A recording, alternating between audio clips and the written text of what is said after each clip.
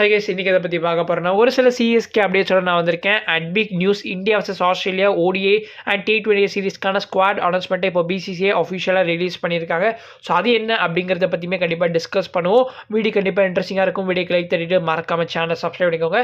இப்போ வாங்க வீடியோ தெரிஞ்சுக்கலாம். ஃபர்ஸ்ட் ஐபிஎல் ரிட்டென்ஷன் பற்றி பார்த்துடலாம். ஸோ எல்லா டீம்ஸ்லேயும் வந்து எப்போ ப்ரோ ரீடெயின்டு பிளேஸ் அனௌன்ஸ் பண்ண போகிறாங்க அப்படிங்கிற சந்தேகம் கண்டிப்பாக எல்லாருக்குமே இருக்கும். ஏன்னா அக்டோபர் மந்த் ஸ்டார்ட் ஆகிருச்சு இல்லையா.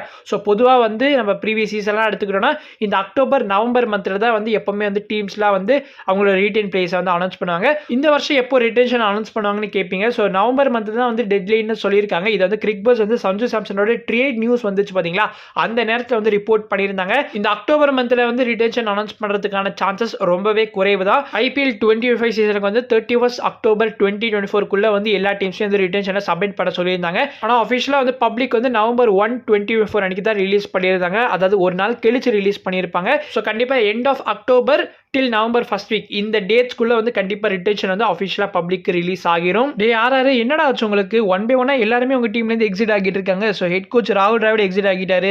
And CEO Jake Lush McCrum அவருமே வந்து எக்ஸிட் ஆகிட்டாரு. அண்ட் இப்போ spin bowling coach Sairaj Bahutule and fielding coach Dishant Yagnik இவங்க ரெண்டு பேருமே எக்ஸிட் ஆகியிருக்காங்க. அண்ட் கிரிக்பஸ் கிடைச்சிருக்கிற செய்திப்படி strength and conditioning coach Varun Ghosh also வந்து இப்போ டீம்லேருந்து எக்ஸிட் ஆகியிருக்காராம். ஸோ கம்ப்ளீட் ஓவரால் வந்து RR டீம்ல நடக்க போகிறது. குமார் சங்கக்காரா வந்து எனக்கு நியூ செட் ஆஃப் கோச்சஸ் வேணும்பா, எனக்கு ஏற்ற மாதிரி எனக்கு கோச்சஸ் வேணும்பா அப்படின்னு வந்து சொல்லியிருக்காராம். ஸோ குமார் சங்கக்காரா தான் வந்து டீமோட ஹெட் கோச்சா வந்து இப்போ இருக்க போறார். அண்ட் ட்ரெவர் பெனி ப்ரீவியஸாக வந்து RRோட அசிஸ்டன்ட் கோச்சா இருந்தவர் வந்து திரும்ப ரிட்டர்ன் ஆக போறார் அப்படின்ற மாதிரி சொல்லியிருக்காங்க.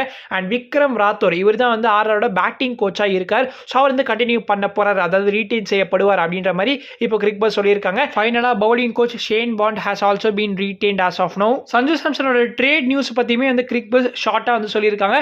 அதாவது பிளேயர் வந்து எஸ் அவர் வந்து ஃபார்மலாக ரெக்வஸ்ட் பண்ணியிருக்காரு என்ன வந்து ட்ரேட் ஆர் ரிலீஸ் பண்ணிடுங்க அப்படின்னு. பட் ஸ்டில் எந்த ஒரு டீலுமே வந்து மெட்டீரியலைஸ் ஆகலை அப்படின்ற மாதிரி கிரிக்பஸ் சொல்லியிருக்காங்க.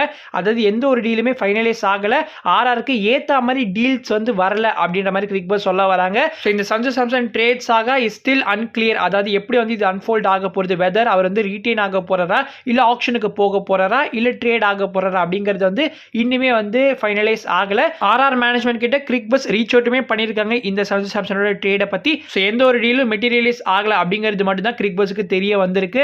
RR மேனேஜ்மெண்டோட டேர்ம்ஸ் அண்ட் கண்டிஷன்ஸ்க்கு எந்த டீம் இப்போ வந்து ஒத்து போக போகிறது அப்படிங்கிறது பார்க்கறதுக்கே நான் ரொம்ப ஈகரா இருக்கேன். CSK are definitely out of race. அதுவும் அஸ்வின் போனதுக்கு அப்புறமா ஐ டோன்ட் திங்க் இந்த ட்ரேட் வந்து எப்படி இருந்தாலுமே நடக்க போகிறது கிடையாது. Because CSK have to give at least Shivam Dube or Ruturaj Gaikwad. அப்போ தான் வந்து நமக்கு சஞ்சு சாம்சன் கிடைப்பாரு. இவங்க ரெண்டு பேருமே கொடுக்க போகிறது கிடையாது.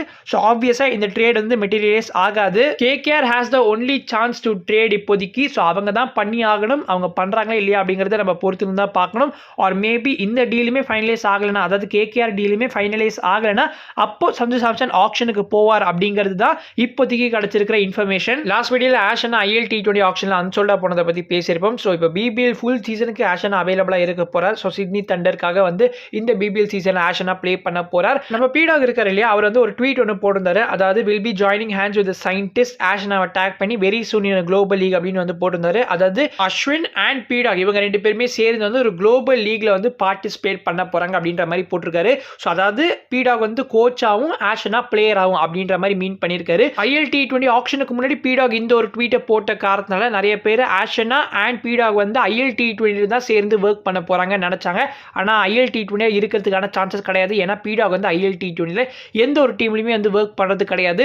ஸோ பீடாக் எங்கெல்லாம் வந்து கரண்டாக ஒர்க் பண்ணிட்டு இருக்காரு அப்படின்னு பார்த்தோம்னா அபுதாபி T10 லீக்ல டெக்கன் கிளாடியேட்டர்ஸோட டீம்ல ஒர்க் பண்ணிட்டு இருக்காரு. ஸோ அங்கே மேபி நம்ம ஆஷனா வந்து போகிறதுக்கான சான்சஸ் இருக்கு. தென் CPL கயனா அமேசான் வாரியர்ஸ்லுமே வந்து பீடாக் இருக்காரு. ஸோ மேபி அங்கே கூட வந்து நம்ம ஆஷனா போகிறதுக்கான சான்சஸ் இருக்கு. இப்போ நம்ம main topic India vs Australia ODI சீரிஸ்க்கான ஸ்குவாட் அனௌன்ஸ்மெண்ட்டுக்கு வரலாம். ஸோ இந்த ODI சீரிஸ் வந்து இந்தியாவுக்கு அவே சீரிஸாக இருக்க போகுது.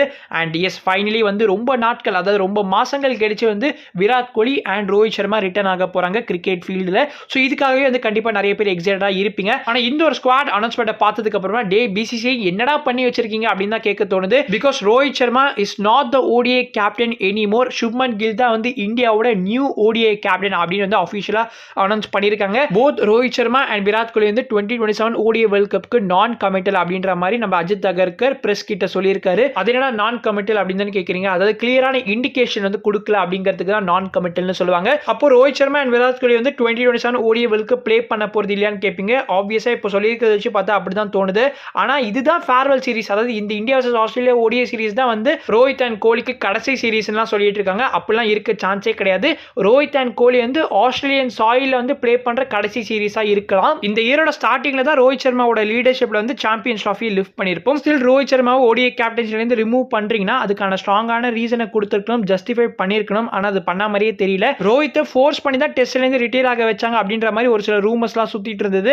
அது என்னமோ உண்மைதான் போல இவங்க பண்ணுறதெல்லாம் பார்த்தா. இந்த ஓடிஐ ஸ்குவாடோட இன்னொரு மேஜர் நியூஸ் என்னன்னா, ரவீந்திர ஜடேஜா ஸ்குவாட்ல கிடையாது. அதை பற்றி அஜித் அகர்கர் கிட்ட கேட்டப்போ அவர் என்ன சொல்லியிருக்காருன்னா, ஜட்டு இன்னுமே ஓடிஐ ஸ்கீம் ஆஃப் திங்ஸ்ல இருக்காருன்னு சொல்லியிருக்காரு.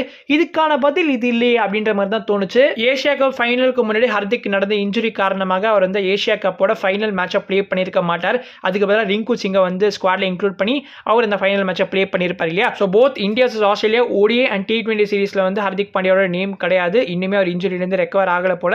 ஸோ சீரியஸான இன்ஜுரின்னு தான் நினைக்கிறேன். சரி, ஸ்குவாட் எடுத்துக்கிறோம்னா Shubman Gill, Rohit Sharma, Virat Kohli, Shreyas Iyer vice captain, KL ராகுல் wicket keeper, Axar Patel, Nitish Kumar Reddy, Washington Sundar, Kuldeep Yadav, Harshit Rana, Mohammed Siraj, Arshdeep Singh, Prasidh Krishna, Dhruv Jurel, Yashasvi Jaiswal. பும்ராவை பற்றி கொஞ்சம் நாட்கள் முன்னாடி பேசியிருப்போம். அதாவது முக்கியமான மார்க்கி சீரிஸ்ல வந்து தலைவன் வந்து இருக்க மாட்டாரு, அவர் வந்து காண போயிருவாரு. ஏசியா கப் மாதிரி ஒரு பெரிய டோர்னமெண்ட்டை ப்ளே பண்ணிட்டு திரும்பி எதுக்காக இந்த India vs West Indies test series இப்போ ப்ளே பண்ணிட்டு இருக்காருன்றது தெரியல. அழகா இந்த இந்தியா vs ஆஸ்திரேலியா ஓடிஐ சீரிஸ்ல ப்ளே பண்ணியிருந்தாருன்னா சூப்பராக இருந்திருக்கும். ரோஹித் சர்மா, விராட் கோலி, பும்ரான்னு சொல்லிட்டு நிறைய ஸ்டார் பிளேஸ் நம்ம பார்த்திருப்போம் இல்லையா. அதனால தான் சொல்ல வரேன். KL ராகுலுக்கு பேக்கப் விக்கெட் கீப்பராக வந்து த்ருவ் ஜுரேல செலக்ட் பண்ணியிருக்காங்க. சஞ்சு சாம்சன் போவாங்கன்னு எதிர்பார்த்தேன். ஆனால் Dhruv Jurel is also good option தான். இந்தியாவோட வெரி ஃபியூ ஆல் ஃபார்மேட் பிளேஸ்ல இப்போ ஹர்ஷித் ராணா ஒருத்தராக மாறி இருக்காருன்னா எல்லாமே ஜிஜியோட அருள் தான். ஆக்சுவலாக ஸ்ரேயஸ் ஐயரை செலக்ட் பண்ணியிருந்தாங்கன்னா, அதை கேப்டனாக செலக்ட் பண்ணியிருந்தாங்கன்னா சூப்பராக இருந்திருக்கும். டெஸ்ட்டுக்கு வந்து சுப்மன் கில், T20க்கு வந்து நம்ம சூரியகுமார் யாதவ், அண்ட் இங்கே ஓடிஎஸ்க்கு வந்து ஸ்ரேயஸ் ஐயர்னா ஆல் 3 ஃபார்மேட்ஸ்க்கு வந்து டிஃப்ரெண்ட் கேப்டன்ஸாக இருந்திருக்கும். ஏன் BCCI அந்த ஒரு ட்ரிக்கை மிஸ் அவுட் பண்ணாங்கன்றது தெரியல. New Zealand vs Australia T20 series நடந்து முடிஞ்சிருக்கு. ஸோ இந்த சீரிஸ் வந்து CSKயோட ரிட்டென்ஷனுக்கு வந்து ரொம்ப ஹெல்ப்ஃபுல்லாக இருக்கும் அப்படின்ற மாதிரி கொஞ்சம் நாட்கள் முன்னாடி நம்ம பேசியிருப்போம். பிகாஸ் டெவான் கான்வே இப்போ அவரோட ரிலீஸை வந்து உறுதிப்படுத்தியிருக்கார். ஏன்னா இந்த சீரிஸில் வந்து அவர் ப்ளே பண்ண ஃபர்ஸ்ட் T20ல வந்து ஒரு ரனுக்கு ஆட்டம் இழந்திருப்பார். அண்ட் தேர்ட் T20ல டக் அவுட். ஸோ தொடர்ந்து பேக் டு பேக் கேம்ஸில் வந்து டெவான் கான்வே பேடாக பர்ஃபார்ம் பண்ணியிருக்காரு. அண்ட் இது நியூசிலாண்டோட ஹோம் சீரிஸ் வேற. பட் ஸ்டில் கான்வேவால் ரன் ஸ்கோர் பண்ண முடியல. நீங்கள் அமெரிக்காக்கே போயிருங்க சிவாஜின்ற மாதிரி, நீங்கள் நியூசிலாண்டுக்கே போயிருங்க கான்வேவே CSK ரீடைன் பண்ண போறாங்களா, ரிலீஸ் பண்ண போறாங்களான்ற கொஸ்டினை தாண்டி எதுக்காக நியூசிலாந்து வந்து இவ்வளோ பேக்கிங் வந்து டெவான் கான்வேக்கு கொடுக்குறாங்க. இத்தனைக்கும் கான்வே கிட்ட சென்ட்ரல் கான்ட்ராக்ட் கூட கிடையாது. பட் இருந்தும் எல்லா சீரிஸும் டெவான் கான்வே கன்சிஸ்டன்டா ப்ளே பண்ணிட்டு இருக்காரு. After all these international performances Conway கிட்ட இருக்கிற அந்த லீக் கான்ட்ராக்ட்ஸுமே போயிருமோ அப்படின்னு தான் எனக்கு தோணுது. ஸோ IPL வந்து மேபி ஏதாவது ஒரு ஃப்ரான்ச்சைஸியை அவர் பேஸ் பிரைஸ்ல பிக் பண்ணுறதுக்கான சான்சஸ் இருக்கு. அவர் மேபி அன்சோல்டா போகிறதுக்கான சான்சஸுமே ஹை தான். SA20ல வந்து DSG அவர் பேஸ் பிரைஸ்க்கு பிக் பண்ணியிருப்பாங்க. அதுவும் பேஸ் பிரைஸ் ரொம்பவே லோவாக தான் செட் பண்ணியிருந்தார். ஐ திங்க் 200K தான் செட் பண்ணியிருந்தாரு. அதனால ஓகே, ஒரு குட் வேல்யூ பையா இருக்கும் அப்படின்ற மாதிரி எடுத்துட்டாங்க. IPL அப்படி எடுக்க முடியாது உங்களால் அஃப்கோர்ஸ். ஸோ கான்வேவை CSK ரிலீஸ் பண்ணாங்கன்னா அப்போ ஆப்ஷனில் டெவான் கான்வே எந்த டீமுக்கு போவார் அப்படிங்கிற உங்களோட கருத்துக்களை கண்டிப்பாக கமெண்ட்ஸில் ஷேர் பண்ணுங்க. அண்ட் இதோட இந்த வீடியோ முடிச்சுக்கலாம். நான் உங்களை அடுத்த வீடியோ சந்திக்கிறது வரைக்கும் பீஷியஸ் பை.